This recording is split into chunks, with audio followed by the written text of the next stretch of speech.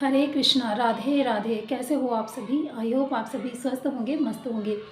आप सभी को आने वाले नूतन नववर्ष की ढेर सारी शुभकामनाएं। वैसे तो हमारा जो नववर्ष होता है हिंदू सनातन धर्म में, हमारे पंचांग में, हमारे भारत में जो नववर्ष होता है वो शुरू होता है चैत्र मास की प्रतिपदा से, जो नवरात्रे आते हैं तब से। लेकिन ये अंग्रेज़ी नववर्ष है, लेकिन कैलेंडर बदल जाता है हमारा। और नववर्ष तो हमारा जो माना जाता है वो चैत्र मास में ही माना जाता है। लेकिन क्योंकि नववर्ष एक नए उत्साह, हमारे दिल में एक नई उल्लास और उमंग इसी नववर्ष से होती है, 1 जनवरी से ही होती है। क्योंकि हमने पूरी तरह से विदेशी जो कल्चर है उसको कुछ हद तक वो हमारे जो लाइफ है उसमें है। हाँ, यहाँ तक कि हालाँकि हम अपने जो हमारा धर्म है उसको हम मानते हैं, सब चीज़ें करते हैं, लेकिन कहीं न कहीं जो अंग्रेज़ों की वो एक छाप थी, नववर्ष मनाने की रीत थी, वो आज भी कायम है हमारे देश में। और इसी के चलते हम 1 जनवरी को नववर्ष मनाते हैं। तो इसमें भी कोई बुराई नहीं है, क्योंकि किसी भी उल्लास को, उत्सव को मनाने के लिए मेरे हिसाब से किसी डेट का इंतज़ार नहीं करना चाहिए। और हमें खुशियाँ मनाने के लिए नए-नए बहाने ढूँढते रहने चाहिए, खुश रहना चाहिए। चलिए कुछ संकल्प लेते हैं नववर्ष में अपने जीवन को सुधारने के लिए। तो हम आध्यात्मिक जो हम लोग हैं, तो हम चाहेंगे कि हमारा आध्यात्मिक जो सफ़र है वो हम उस मार्ग पे आगे की तरफ अग्रसर हों। तो आइए नववर्ष में लेते हैं कुछ ऐसे संकल्प, अपनाते हैं कुछ ऐसे जीवन शैली को जो हमारे अध्यात्म को और ज़्यादा मजबूत करेंगे, हमारे साथ ही हमारी जो कहते हैं भाग्य, तो कलयुग में भाग्य से ज़्यादा कर्म काम करता है। तो आइए कुछ ऐसे कर्मों का संकल्प लें जिनसे हमारा भाग्य बदल जाए। तो कुछ टिप्स मैं आपको बता सकती हूँ, जैसे कि नववर्ष में आप किसी भी नए काम का संकल्प लेते हो कि भई हमें फ़ैट अपना रिड्यूस करना है, इस साल हम अपना इतना केजी वज़न घटा लेंगे, या इस साल हम कोई भी न्यू प्लानिंग हम करते हैं हर साल कि इस साल हमें ये बढ़ाना है, इस साल हमें ये करना है, वो प्लानिंग हम हर बार करते हैं। तो चलिए इस बार कुछ प्लानिंग अपने अध्यात्म का जो हमारा मार्ग है उसके लिए कर लेते हैं। तो जो लोग करते हैं वो बहुत अच्छी बात है, जो लोग नहीं करते हैं उनके लिए थोड़ा-सा मैं थोड़ी हिंट और दे देती हूँ, थोड़े ऑप्शन। उसमें से अगर आप लोगों ने एक भी ऑब्ज़र्व कर लिया, एक को भी अपना लिया, तो वो कहीं न कहीं आपकी जो आध्यात्मिक जो राह है उसको और आसान कर देगा। आपके भाग्य को उज्ज्वल करने के लिए एक कदम आपका उस तरफ बढ़ जाएगा। चलिए बात कर लेते हैं, अब हम क्या कर सकते हैं। वैसे तो हमारे यहाँ पर बहुत सारी चीज़ें होती हैं हिंदू धर्म में, हम बहुत कुछ ऐसा होता है जो करके हम अपने भाग्य को उज्ज्वल बना सकते हैं। तो जैसे दिन की शुरुआत से ही कर लेते हैं। तो दिन की शुरुआत में हम सुबह उठ के हम नियम बना सकते हैं कि जैसे ही हमारी आँख खुले हम परमात्मा को डेली याद करें। और सबसे पहले सुबह उठते ही अपने हाथों को इस तरह से रब करें, अपने हाथों को इस तरह से खोलें ऐसे, और अपने हाथों के अग्रभाग पर, यानी कि यहाँ पर हम दर्शन करें मानसिक रूप से।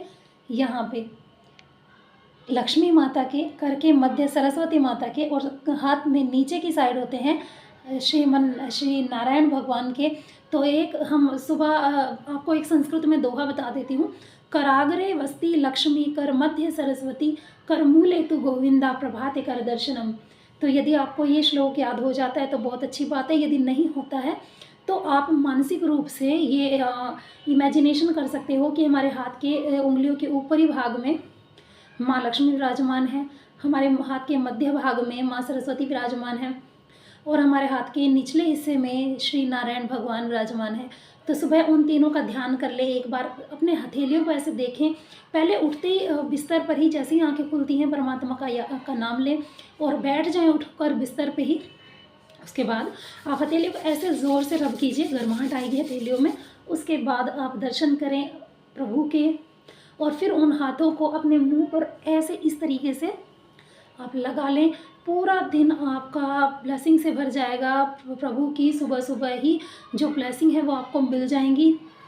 तो ये आप एक नियम अपना लें। इसके बाद जब आप धरती पर पैर रखें, बिस्तर से उठें, तो सबसे पहले 3 बार धरती माता को इस तरीके से नमन करें, हाथ जोड़ें और प्रार्थना करें धरती माँ से। पहले तो क्षमा मांगे, धरती माता आप हमारे वजन को, हमारे भार को पूरा दिन झेलते हो, पूरा दिन सहन करते हो।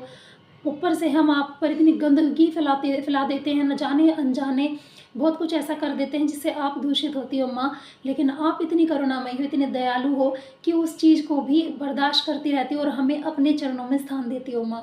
तो धरती माता का धन्यवाद करें, स्पर्श करें धरती माता को 3 बार और अपना दाहिना जो पैर है वो बिस्तर से नीचे रखें। दूसरी टिप थी ये, पहली टिप थी सुबह हथेली में दर्शन करें अपने इष्ट के, दूसरा धरती माता को स्पर्श करें, तीसरा आप नियम ले सकते हो कि पूरे साल ना से आप पूजा ना करते हो, लेकिन इस साल छोटा सा कदम बढ़ा सकते हैं हम, बैठकर यदि हम इतना समय नहीं है कि हम पूजा करें तो कम से कम अपने घर के मंदिर में इस तरीके से हाथ जोड़कर प्रभु से 2 मिनट खड़े खड़े प्रार्थना कर सकते हैं।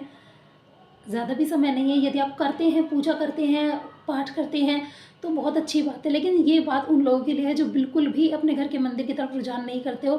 तो ज़्यादा भी नहीं तो 2 मिनट का टाइम निकालिए, 2 मिनट भगवान के आगे मंदिर में इस तरह से अपने घर के मंदिर में खड़े होइए, हाथ जोड़िए, प्रभु को धन्यवाद दीजिए और इनसे आशीर्वाद लीजिए आगे के लिए।